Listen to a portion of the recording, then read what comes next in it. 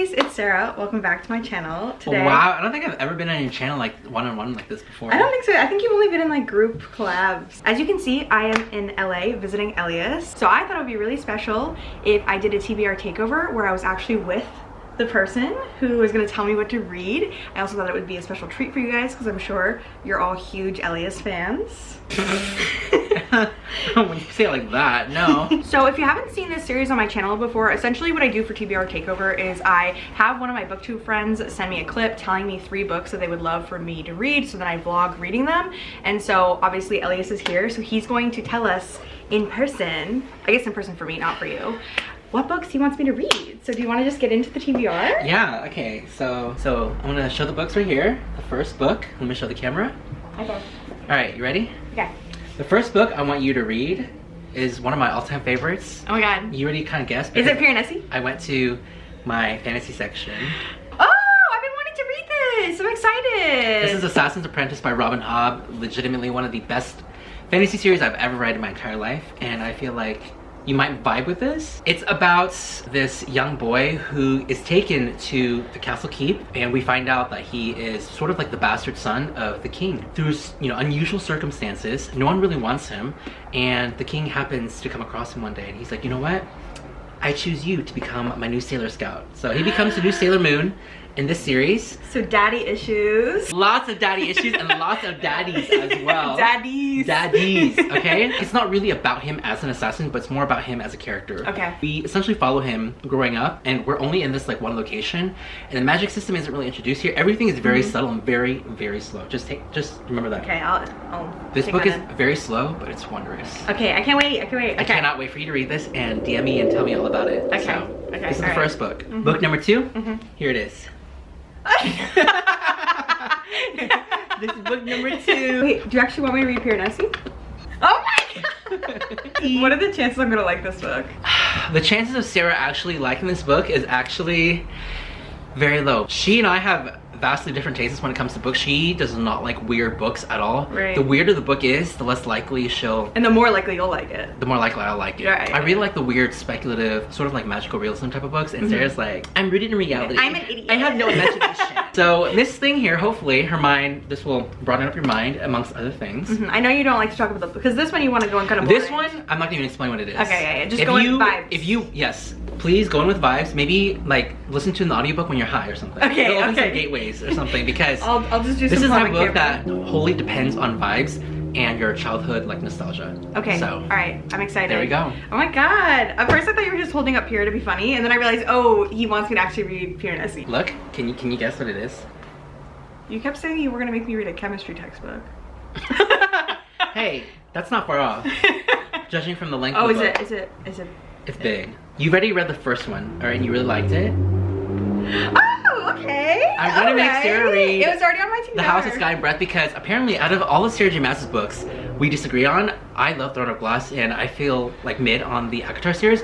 She hates all the books except for Crescent City. We were here talking about the twist at the end. If you know, don't spoil for Sarah. Yeah. She actually has nothing spoiled yet to, like, I don't know, it's a miracle at this point. So I figured, why not dive You're head actually first? looking out for me by getting me to read it Exactly. sooner. So there you go. I have mixed feelings on this book in general. I think I gave it like 3 stars, 4 stars. I don't know. I'm pretty excited about this TBR because you actually have put 2 books that are on my TBR, like on TBR. I wanted to read Robin Hobb, and obviously I was gonna read I was this. legit gonna put a little life on her TBR, but too much damage. No, I feel like she would be able to take it because she's white, you know. So, trauma, white and white crime.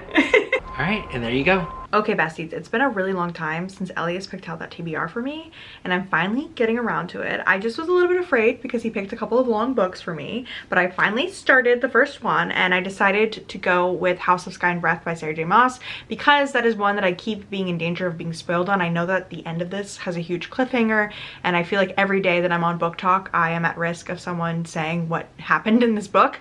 So I finally was like, let me get ahead to reading this, and so I am not quite halfway. I know I'm quite a few hours into the audiobook, but it's like a 30-hour audiobook. It's quite long, but I don't, again, know exactly where I am. Maybe like 25%, 30%, 40%, something like that.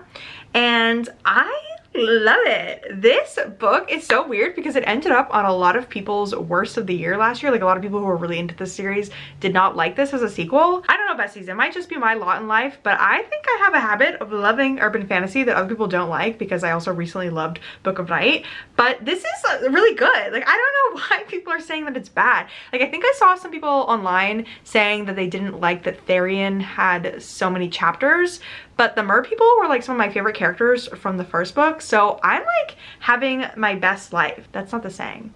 I'm living my best life. That's probably what I should have said. I just keep waiting for the moment when I'm supposed to not like what's going on in the book, but everything about it politically, all the characters, all the relationships, the smut, everything, I'm like living. Like, I love it so much. For those of you who don't know, this series by Sarah J. Maas is a modern day urban fantasy. I don't even know if it's modern day. Maybe it's like future. I don't know. They like have cars and internet and whatever, and there's all these different species that live in Crescent City, and our main character Bryce went through a huge experience in the last book where one of her close friends died, and then she had to try to solve what happened, and there was like this big fight scene at the end. It was like this whole thing, and so now we're kind of picking up where that left off a couple months later, and she has sort of a interesting love story going on with this other main character, Hunt, who is an angel. And it's just fun. I love the Fae characters, I love the angels, I love the dynamics and the politics, and there's been a couple of twists with different characters. Like, there's certain characters that have gotten introduced and their identities have been revealed, like who they are, and there's rebels and people are like fighting each other and there's a war, and I'm just having a really great time. Oh, my monitor just turned me blue. I might be speaking too soon. Let me keep going in the book and then I'll report back when I finish.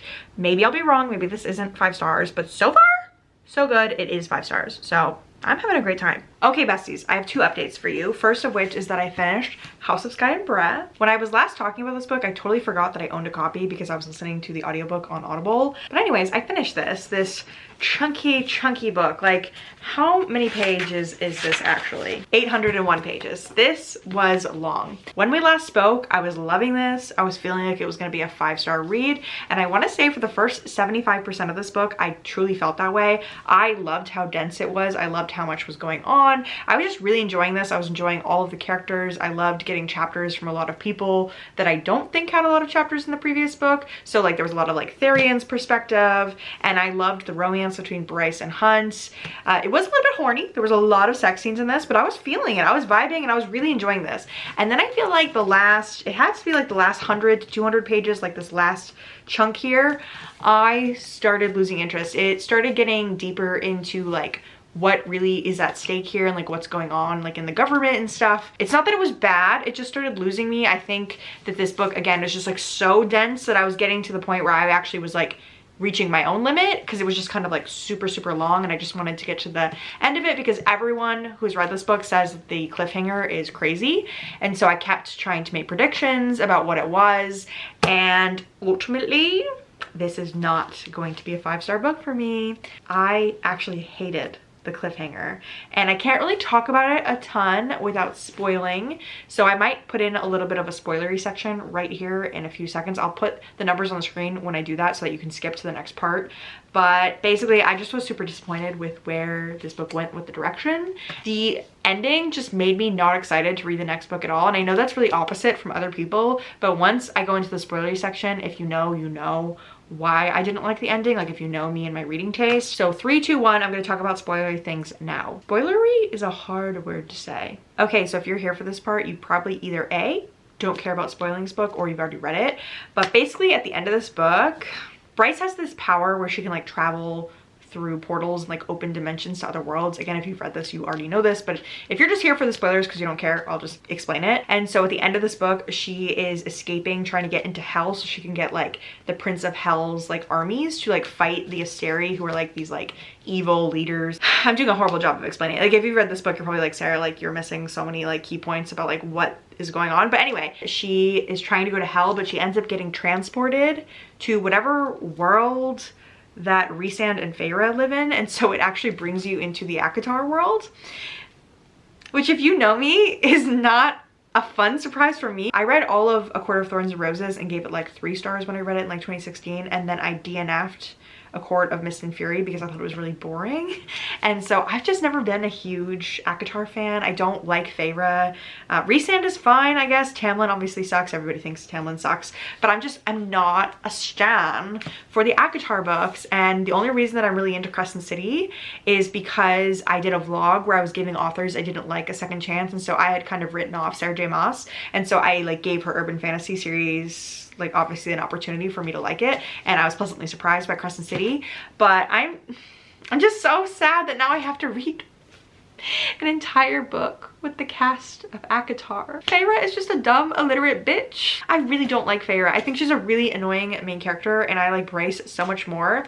And another pet peeve of mine is when you separate main characters. So because Bryce went through this portal, she's now separated from Hunt and Therian and all the other people and Rune and all that.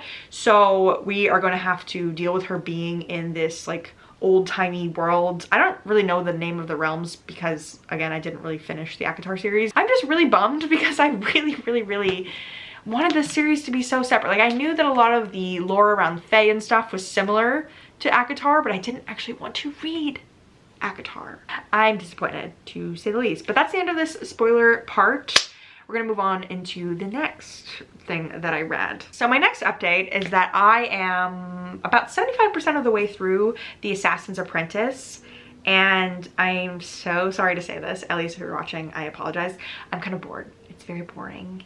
It is a book about this guy that is like a bastard son of a prince, and he is raised in the courts, but then he's not really recognized as being a son of this prince, and so he's considered just like this bastard guy that like nobody respects and takes care of. And so we're following him from when he's like a really young little boy up until at this point, I think where I'm at in the book, he's like 15 or 16 years old. And so it's kind of just following his whole life, and it's just so boring. I don't know what year this was written. I feel like it was written in like the 90s, and I feel like it's really showing how old it is because of the style of fantasy this is. Like I've read a couple of older fantasies and they all have this kind of like very slow pace, and kings and queens sort of like high fantasy is not really my favorite type of fantasy. Like I don't love that setting. I do prefer like an urban fantasy type setting. I do like high fantasy, but I typically like it if it's not necessarily like medieval, if that makes any sense. So I am not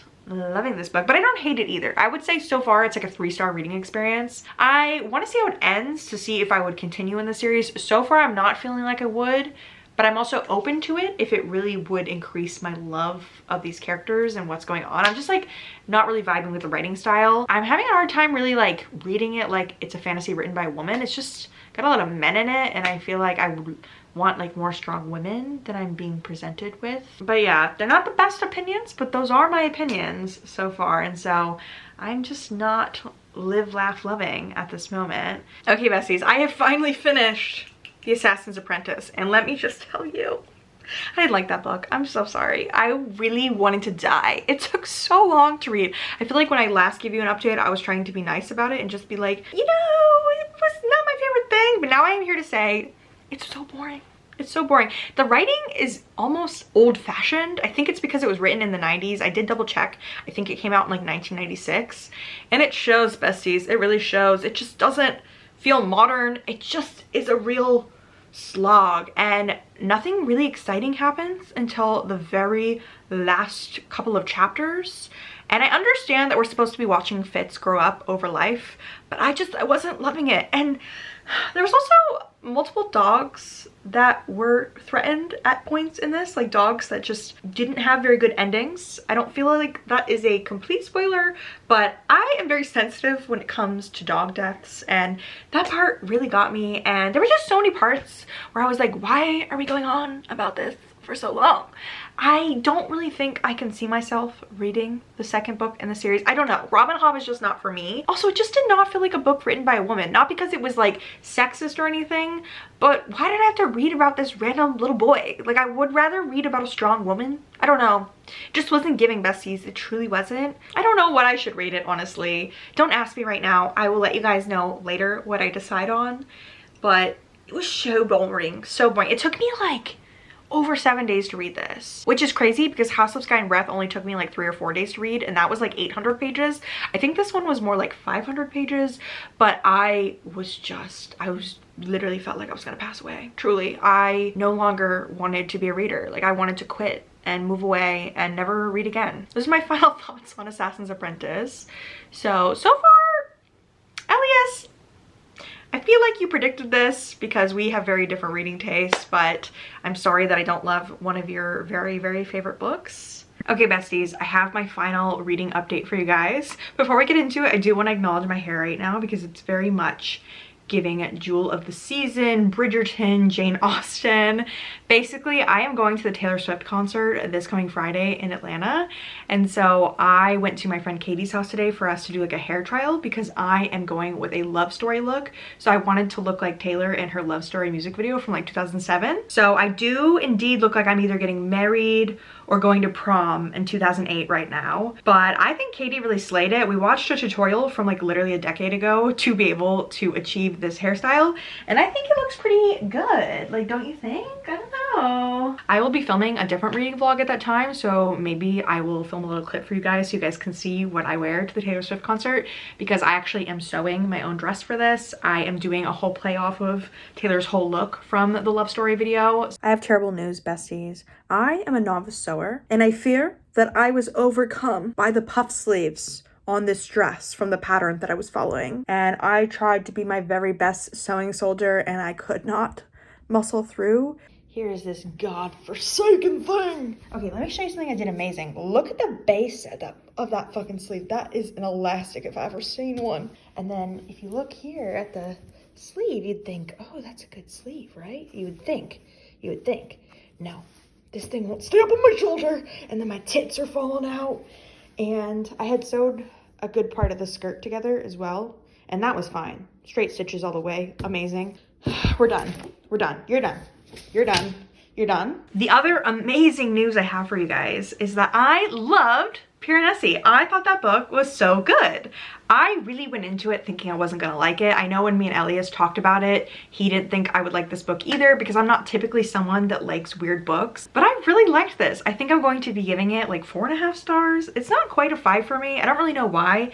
5-star ratings are really emotional for me, and this one just didn't elicit a 5-star, but it definitely is very far up there. I would really love to reread it because I think that it's possible that it could become a 5-star for me. I don't really remember if Elias provided a summary of the plot when we first talked about this book at the beginning of the video. I know on his channel he said more than once that you should go into this book not knowing anything about it, but if you're like me and you don't always love weird books, like if they're always a hit or miss for you, then I think that I should provide 1 or 2 sentences to see if you'd like this. It's about this character named Piranesi who lives in this labyrinth of halls in this very hallowed house that's a little bit magical, and he basically spends his days writing down scientific observations about all the different goings on in this kind of fantastical place that he lives.